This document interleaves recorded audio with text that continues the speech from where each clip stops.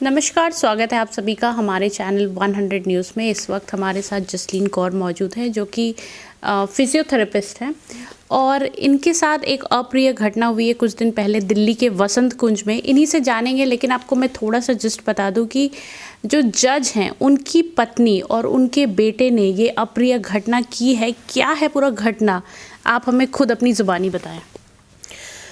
Ma'am, ये हुआ है 20 दिसंबर की दोपहर को। हमारे यहाँ पे ऊपर मेरे फादर एक फाइबर शीट लगाना चाहते थे, क्योंकि वहाँ से आजकल आए दिन यहाँ पे चोरियाँ बहुत हो रही हैं। इनफैक्ट यही लोग जिन्होंने ये काम किया है मेरे साथ, ये रोज़ दिन में 3-4 ये इन्होंने मैम मेरे साथ जो असॉल्ट किया है, एक बहुत डेप्थ में मैं आपके साथ नहीं जा सकती हूँ कि उन्होंने मेरे साथ दोनों ने क्या क्या चीज़ें की हैं, लेकिन जो बाहर की दर्दें हैं और चोटें हैं वो आपको दिख सकती है, लेकिन जो अंदर मेरी दर्दें गई हैं वो मैं आपको बयान भी नहीं कर सकती हूँ। आज से नहीं, पिछले 2.5 साल से ये लोग हमें परेशान कर रहे हैं, हमें हरास कर रहे हैं, क्योंकि इस लड़के के जो फादर है वो एक एडीजे हैं त्रिपुरा में, अंशुमन चौधरी, और उनके फादर रिटायर हुए हैं पुलिस में पोजीशन से एज अ जॉइंट कमिश्नर। तो वो खुले में हर चीज़ टाइम हमें यही चीज़ बोलते थे कि हमारे पास बहुत कॉन्टैक्ट्स हैं, पावर है, तो हम जो भी चाहें हम कर सकते हैं। उस दिन की घटना ये हुई थी कि एक फाइबर शीट जो है वो लगानी थी, लेबर आई थी, मेरे फादर ऊपर काम कराने लगे कि ये लेडी फिर से ऊपर आ गई और इसने काम रुकवाने के लिए वहाँ पे ये बैठ गई और हमारी चीज़ें उठा के फेंकने लगी नीचे। तो मेरे फादर ने मुझे फिर बड़े घबराते हुए फ़ोन किया कि आज ये फिर आ गई हैं तंग करने और काम नहीं करने दे रही। तो मेरे फादर 76 ईयर्स के हैं, तो मैं भी घबरा गई। मैंने कहा पापा आप टेंशन मत लीजिए, मैं आ रही हूँ, मैं अपने तरीके से इनको देख लूँगी, आप इनसे बात मत करो, इनको कोई रिस्पांस मत दो। कहते मेरे को गालियाँ दे रही है बहुत कुछ। मैंने कहा आप बिल्कुल इग्नोर कीजिए। मैं गुड़गांव से, मुझे पता है किस हालत में गाड़ी चला के जल्दी जल्दी आई हूँ कि पापा के ऊपर ये कुछ आँच ना लगाएं या कुछ भी उनको परेशान ना करें। तो जैसे ही मैं पहुंची, मैं पूरा टाइम अपने फादर के साथ फ़ोन पे थी। मैंने कहा आप मेरे साथ फ़ोन पे रहो, मैं सेफ़ नहीं फ़ील कर रही हूँ आपको ऐसे छोड़ने के लिए। तो जब मैं वहाँ पहुँची, फिर मैंने अपने फादर को कहा कि आप पापा आराम से नीचे चले जाओ, अब मैं ऊपर आ गई हूँ, मैं अपने तरीके से देख लूँगी काम। तो जब मैं ऊपर पहुँची, मैंने उस लेडी को देखा भी नहीं, मैं उसको बिल्कुल इग्नोर करती रही, मैंने कोई रिएक्शन नहीं दिया। और उसी दौरान जैसे कि वो मुझे हमेशा की तरह वो उकसाना चाहती थी, इस बार भी उसने ऐसा ही किया। उसने हमारा एक मटेरियल बॉक्स जो पड़ा था वो उठा के वो फिर फेंकने लगी और मैं उसके पास एकदम गई और मैंने उसको रोकने की कोशिश की और मैं उसको क्लियरली बोल रही हूँ कि ऐसे मत करो, ये चीज़ मत करो। तो मैं उनको जैसे रोक रही हूँ, एक हाथ से शर्ट से ऊपर से ऐसे हल्का सा पकड़ के, फिर उन्होंने मेरे गले पे सीधा हाथ पकड़ा, महिलाओं के। हाँ जी, मेरे सीधा उन्होंने गले पे वार किया और उसके एक्शन के रिएक्शन में मैंने उनको बालों से पकड़ के रोकने की कोशिश की कि वो रुक जाए, लेकिन वो रुकी नहीं। और वो उन्होंने उसके बाद जो मेरे साथ हरकतें की हैं वो मैं ऐसे चैनल पे नहीं बता सकती आपको खुल के, क्योंकि एक लेडी ने मेरे साथ जो हरकत की है वो बयान करना भी बहुत मुश्किल है। और जितनी देर में मैं वो चीज़ समझ सकती कि ये मेरे साथ हो क्या रहा है, उतनी ही देर में इनका लड़का आता है और वो पहले मेरी शर्ट उठाता है और फिर ये मेरे पहले गर्दन पे। उम्र क्या होगी? ये मेरे ख्याल से 16-17 साल का है, माइनर जी।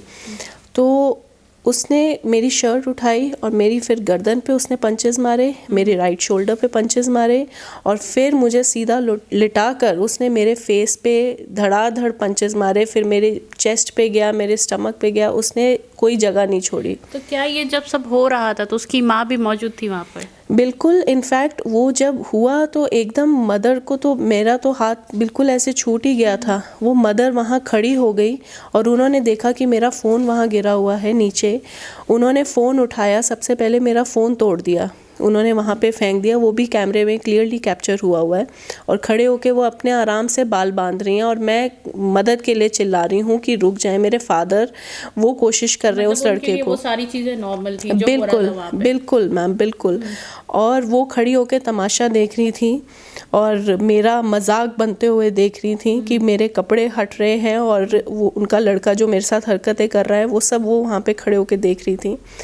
और मेरे फादर उनको बोले जा रहे हैं कि इसको रोको, अपने लड़के को रोको, और वो बिल्कुल रुक नहीं रही थी। इनफैक्ट मेरे फादर जब कोशिश कर रहे थे कि वो उसको रोके, वो उनको भी धक्का मारने लगी, उनके मुंह पे नोचने लगी कि इसको मत बचाओ, और वो कहने लगी कि नहीं इसको छोड़ना नहीं है आज लड़के को। तो मैं इतनी शॉक स्टेट में थी कि ये मेरे साथ हुआ क्या है। जैसे ही वो लड़का मेरे को काफ़ी देर पकड़ के भी रखा और उसने धमकियाँ दी मुझे, और जब वो हटा तो मैंने कहा चलो मैं थोड़ी हिम्मत से उठती हूँ, मैं अपने कपड़े वगैरह ठीक करने लगी कि उतनी देर में इसने एक लंबी रॉड पकड़ ली और वो लंबी रॉड के साथ मेरे पे अटैक करने के लिए आ रहा था। फिर मेरे फादर आए, उन्होंने रोकने की कोशिश की और उसको रोक लिया गया। उस टाइम पे हेल्पलाइन पे कॉल किया या फिर 100 नंबर पे कॉल करा? जी, मैंने इनफैक्ट पहले ही फ़ोन कर दिया था। अब क्योंकि मैं गुड़गांव से यहाँ आ रही थी तो प्रॉब्लम है कि यहाँ दिल्ली पुलिस को आप गुड़गांव से फ़ोन या नोएडा से फ़ोन नहीं कर सकते हैं। मैं अपने फादर को बोल चुकी थी कि आप प्लीज़ पुलिस को फ़ोन कर दो ताकि कोई आ जाए उतनी देर के लिए, आपको सिक्योरिटी के लिए। वो भी ट्राई करते रहे, उनके फ़ोन से फ़ोन नहीं लग पा रहा था। तो जैसे ही मैंने बॉर्डर क्रॉस किया, मैंने एकदम फ़ोन किया कि आप प्लीज़ वहाँ पे पहुँचिए, मेरे फादर अकेले हैं और एक औरत है वो परेशान कर रही है उनको। तो जैसे ही यहाँ पे इनफैक्ट घटना से पहले पीसीआर के पुलिस आके यहाँ पे गई है और उन्होंने कहा जब तक थाने से कोई नहीं आता है हम लोग नीचे खड़े हैं, हम लोग वेट करते हैं। तो वो ना जाने कहाँ पर थे वो लोग उस टाइम पे। घटना हुई तो उससे पहले आपकी पुलिस से बात हुई और पुलिस ने कहा है कि पीसीआर जब तक नहीं आता तब तक वो लोग नीचे वेट कर रहे हैं? जी, उन्होंने कहा था ये कि हम अभी आपके पास हैं, हम नीचे चले जाते हैं, क्योंकि तब ये सब तमाशे नहीं हुए थे। और जब मेरे साथ हुआ है आप क्लियरली देख सकते हैं कि मैं भी दीवार की तरफ गई हूँ और मैंने चीखें मारी है नीचे, पुलिस को आवाज़ मारी है कि आप लोग कहाँ चले गए हैं, मुझे आपकी हेल्प चाहिए। और उतनी देर में मेरे को रियलाइज़ हुआ कि कुछ मेरे नाक से निकल रहा है, तो मैंने जस्ट ऐसे हाथ किया तो मेरे हाथ में खून निकल के दिखा। और मुझे बिल्कुल भी अंदाज़ा नहीं था कि ये इस हद तक मेरे ब्लीडिंग हो रही है, क्योंकि फिर मेरे फादर के फ़ोन पे मेरे हस्बैंड ने एकदम से वीडियो कॉल की, और जब वीडियो कॉल की तो मैं खुद शॉक में आ गई थी कि ये मेरे साथ हुआ क्या है, क्योंकि मेरा पूरा मुंह नोच लिया गया था, मेरा पूरा नाक छिल गया था और खून ही खून हुआ था सब तरफ। और मैं समझ नहीं पा रही थी कि मैं अपने आप को कैसे संभालूं इस सिचुएशन में। और जैसे करके मैंने अपनी हिम्मत जुटाई और फिर जब पुलिस आई फिर मैंने उनको कहा कि आप मेरे को प्लीज़ मेरे को लेके जाइए मेडिकल कराने, क्योंकि मेरी बहुत ज़्यादा ब्लीडिंग हो रही है और मुझे पता नहीं इंटरनल मेरे को क्या क्या डैमेज हुआ है। सो वो भी काफ़ी देर उन्होंने नीचे लगा दी, मैं नीचे रोती रही, लोगों ने तमाशा देखा खड़े होके, कोई मेरी मदद के लिए नहीं आया। पुलिस की तरफ से भी कोई पॉजिटिव रिस्पांस नहीं देखने को मिला? मैम उस टाइम पे तो नहीं, क्योंकि वो भी मैंने कहा आप थोड़ा फास्ट कीजिए, और वो कहते कि हम कर तो रहे हैं जो हम कर सकते हैं। मतलब उनका अप्रोच बहुत ही ले बैक था और बड़ा अनफॉर्चुनेट लगा कि इस सिचुएशन में ये सब देखकर भी ये लोग कुछ नहीं कर पा रहे हैं। तो बहुत सैड सिचुएशन है ये। बट फिर भी मैं खड़ी रही, मैं वेट करती रही और मैं रोती रही कि कोई जल्दी आए और मुझे लेकर जाए। फिर जैसे तैसे करके कि पुलिस की ही पीसीआर आई और वही मुझे वहाँ पे सफदरजंग हॉस्पिटल लेके गए हैं। और आप देखिए मैं दोपहर के 2-2:30 बजे से लेकर अगले दिन मैं सुबह 8:30 बजे अपने घर वापस आई हूँ। मेरा इतना टाइम वहाँ पे लगा और मैंने वहाँ पे 3 बार खून की उल्टी की थी और मुझे समझ नहीं आया, मैं बीच बीच में बेहोश हो रही थी। मेरी जो डॉक्टर थी वो बहुत अच्छी थी, उन्होंने बहुत मेरा साथ दिया, समझा मेरे को। और क्योंकि मैं रोई जा रही थी, मुझे हर थोड़ी देर में इतना रोना आता था, वो कहती थी कि आप रो मत। मैंने कहा मैं समझ ही नहीं पा रही हूँ मेरे साथ हुआ क्या है, मतलब इतना मैंने क्या गलत किया कि मेरे साथ इतना बुरा हो रहा है। और इस लेवल तक ये लोग जा चुके हैं कि मैं समझ ही नहीं पा रही थी कि मुझे बार बार वो एहसास हो रहा था। सो उतनी देर में फिर थके हुए थे और काफ़ी डीप मेरा एग्ज़ामिनेशन हुआ। वहाँ भी मुझे बहुत अनकंफर्टेबल हो रहा था ऑब्वियसली, क्योंकि ऐसी कभी सिचुएशन में हम आए नहीं हैं, बट वो क्योंकि मेडिकल था तो इम्पॉर्टेंट था, तो मैंने पूरा कोऑपरेट किया और उन्होंने मुझे बहुत हिम्मत दी, डॉक्टर्स ने बहुत हिम्मत दी, और वो भी शॉक में थे कि ये कैसे कोई एक लड़का 16-17 साल का ऐसा काम कर सकता है। कल्प्रिट पे अभी तक क्या क्या कार्रवाई हुई है? कल्प्रिट पे मैम बस ये है कि इमीडिएटली इन्होंने FIR कर दी, वो भी इसलिए कि क्योंकि 3 महीने पहले, एग्जैक्टली 3 महीने पहले इस लड़के ने मेरे साथ फिज़िकल असॉल्ट तब भी किया था, वो भी 2 पुलिस फीमेल ऑफिशियल्स के सामने। जब 3 महीने पहले सेम वारदात हो चुका था तो अभी तक कोई एक्शन नहीं लिया गया था उस बीच में? उसमें बिल्कुल भी एक्शन नहीं लिया गया था। मैं इनफैक्ट DCP ऑफिस भी गई, मैंने उनसे दुहारे लगाई, मैंने कहा सर अगर आपने अभी एक्शन नहीं लिया, इस लड़के की हिम्मत बढ़ेगी कि ये पुलिस के सामने अगर मेरे पे इस तरीके से अटैक कर सकता है तो ये कुछ भी कर सकता है आगे जाके। पर उन्होंने इस चीज़ को बहुत ही लाइट लिया, क्योंकि उनको लगा कि ये इतनी बात बड़ी नहीं है। उस टाइम भी मेरा MLC हुआ था, पर उसकी कोई जांच नहीं की गई, उसका कुछ इन्होंने पूछताछ नहीं की। उसके बाद जैसे कि आप देख सकते हैं कि जब उन तक वो वीडियो शायद पहुंची और जब उन्होंने देखा तो उन्होंने इमीडिएटली FIR किया। सिर्फ FIR हुआ है अभी तक में? आप बता रही है घटना 20 तारीख का है और आज मेरे ख्याल से 26 हो गए, तो ऑलमोस्ट 1 महीना से भी ज़्यादा हो गया और अभी तक कोई कार्रवाई नहीं। इसी महीने की 20 तारीख को ही, 20 दिसंबर को ही ये घटना घटी है, 6 दिन पहले। तो उसीलिए अब क्योंकि ये एक जुवेनाइल है तो उस पर अब जैसे भी जो लॉ के 3 महीने पहले भी तो सेम घटना हुई है ना, सिमिलर है, या फिर उस टाइम पे उतना नहीं था? उस टाइम पे उतना नहीं था ऑब्वियसली, क्योंकि अभी तो उन्होंने मेरा फ्रैक्चर कर दिया है नाक का, और इतना मुझे मुक्के, इतने बेरहमी से उन्होंने मुझे पीटा है। पिछली बार भी उन्होंने जो पीटा था वो भी हमारे पास सारा CCTV फुटेज है, वो सारा हमने दिखाया कि देखिए सर ये यहाँ तक ऊपर तक पहुँच गया है। और उसने उस टाइम भी बहुत गंदी हरकतें मेरे साथ की थी, कि सिर्फ मुझे धक्का मुक्की नहीं, लेकिन उसने मुझे बहुत गलत जगहों से पकड़ा था। तो मैंने वही चीज़ उनको समझाई कि आप प्लीज़ उसको यहाँ पे रोक दीजिए, पर जैसे कि शायद जब तक खून ना निकले वो इतना सीरियस उस चीज़ को लेते नहीं है, तो उन्होंने उस टाइम पे कुछ एक्शन नहीं लिया। कल्प्रिट के परिवार वाले आके माफ़ी मांगे या किसी तरह का समझौता करने का कोशिश किया हो आप लोगों से? मैम माफ़ी और समझौता तो बहुत दूर की बात है। जिस टाइम ये घटना हुई है मेरे साथ, क्योंकि मेरा फ़ोन इन्होंने तोड़ दिया था, तो मैं अपना फादर का फ़ोन नीचे लेकर गई हुई थी, मैं अपने हस्बैंड से बात करती रही।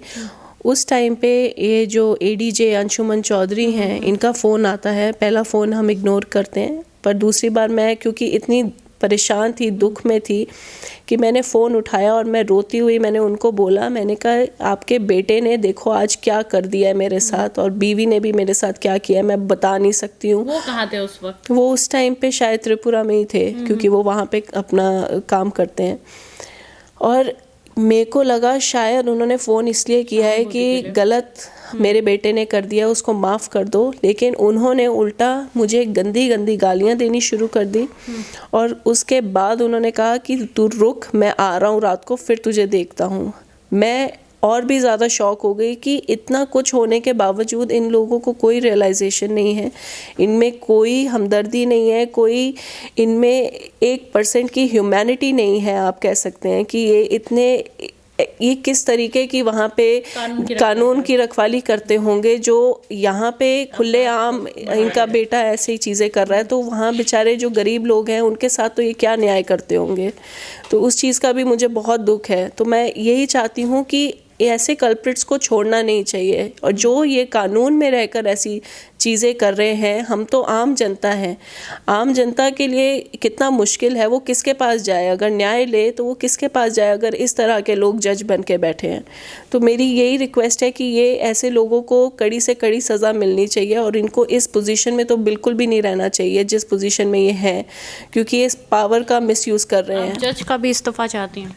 बिल्कुल मैम, क्योंकि जज की भी हमारी प्रीवियस बहुत कंप्लेंट्स हैं। हमने कम से कम टोटल 35 कंप्लेंट्स की हुई हैं पुलिस स्टेशन में पिछले 2.5 साल से, और उस पर एक भी एक्शन नहीं लिया गया है। एक भी पुलिस की कंप्लेंट उन्होंने सीरियस नहीं ली है, और उसमें भी उसने क्रिमिनल थ्रेट्स किए हैं। इनफैक्ट मैं आपको ये भी बताना चाहूँगी कि जिस दिन ये घटना हुई है उस रात को ये अंशुमन चौधरी जब आए हैं वापस वहाँ से, तो इन्होंने करीबन सुबह के अर्ली मॉर्निंग 2:30-3 बजे आकर पहले हमारी जो पीछे पानी की टंकियां हैं उसको तोड़ा, उनकी पाइप्स को तोड़ा है। वो सब हमारा सीसीटीवी में कैमरे में कैप्चर हुआ है। आपसी कोई दुश्मनी पहले से कोई बात कहा सुनी? नहीं मैम, ये 2.5 साल से इसलिए चल रहा है क्योंकि ये घर हमारा काफ़ी टाइम से है, नीचे वालों का भी ये लोग रह रहे थे। इन्होंने ही हमें कहा कि आप काम कीजिए, सब कुछ कीजिए, पर शायद इनको पैसा और चाहिए था। इन्होंने पैसे भी हमसे लिए थे, पर इनकी डिमांड और ज़्यादा बढ़ती जा रही थी, जिसके लिए हम लोग ने राज़ी नहीं किया कि हम क्यों आपको पैसा दें, क्योंकि हमारे पास फालतू पैसा नहीं है देने के लिए। तो वो काफ़ी चीज़ें हुई हैं पिछले, तो उस टाइम से ही इन्होंने हमें परेशान करना शुरू कर दिया। रोज़ पुलिस के कम से कम 2 से 3 बार चक्कर लगते थे घर के अंदर, और पुलिस भी हमें कहीं ना कहीं काफ़ी हद तक हरास भी करती थी। हमारी लेबर काम कर रही होती थी तो उनको कह देते थे काम मत करो, रुक जाओ, और खुले में कहते थे कि हमारे पे प्रेशर है। तो ये चीज़ का बहुत दुख होता था, लेकिन हमें लगता था हम फिर भी कानून के दायरे में कर रहे हैं जो भी कर रहे हैं, तो कभी ना कभी हमें न्याय तो मिलेगा। लेकिन मैंने सोचा नहीं था कि मेरी इस कंडीशन तक हमें वेट करना पड़ेगा, और अभी भी हम इस चीज़ का इंतज़ार कर रहे हैं कि इन लोगों पे सब पे FIR होनी चाहिए, उस लेडी पे भी होनी चाहिए, क्योंकि उसने पहले भी हम पे अटैक किया है और वो भी इक्वली भागीदारी है इसमें। बिल्कुल बिल्कुल मैम, आप देख सकते हैं क्लियरली वीडियो में कि वो खड़ी होके तमाशा देख रही है, और बाकायदा बचाने के उसने मेरा फ़ोन तोड़ दिया, मेरे फादर पे अटैक किया, और फादर जो रोकने की कोशिश कर रहे हैं वो उनको धक्का मार रही है कि तुम छोड़ दो इसको, आज हमने छोड़ना नहीं है। ये चीज़ें उस टाइम पे हो रही थी जब मैं पिट रही थी। मेरे पिता भी नहीं बचा पा रहे थे मुझे उस टाइम पे। चलिए, बहुत बहुत शुक्रिया ये सारी जानकारी हमें देने के लिए। तो जैसे कि आपने देखा कि जो कानून के रखवाले हैं उनके ही निगरानी में उनके घर परिवार के लोग, उनकी जो वाइफ है और बेटा जो कि माइनर है, वो इस तरह की हरकत कर रहा है, तो क्या आपको भी लगता है कि ऐसे लोगों के हाथ में आप देश चलाने के लिए, देश को न्याय दिलाने के लिए ऐसे लोगों को ऐसा नहीं लगता कि पद छोड़ देना चाहिए, और ये जो महिला हमारे साथ है इनको न्याय मिलना चाहिए? बेशक वो जो बच्चा है वो माइनर है, लेकिन माइनर के लिए भी इस देश में कानून है, और उस कानून के तहत इनको न्याय दिलाइए आप सब। और आप हमें कमेंट सेक्शन में कमेंट करके ज़रूर बताइए कि इस तरह के जो दरिंदगी होती है उनको क्या सज़ा मिलनी चाहिए।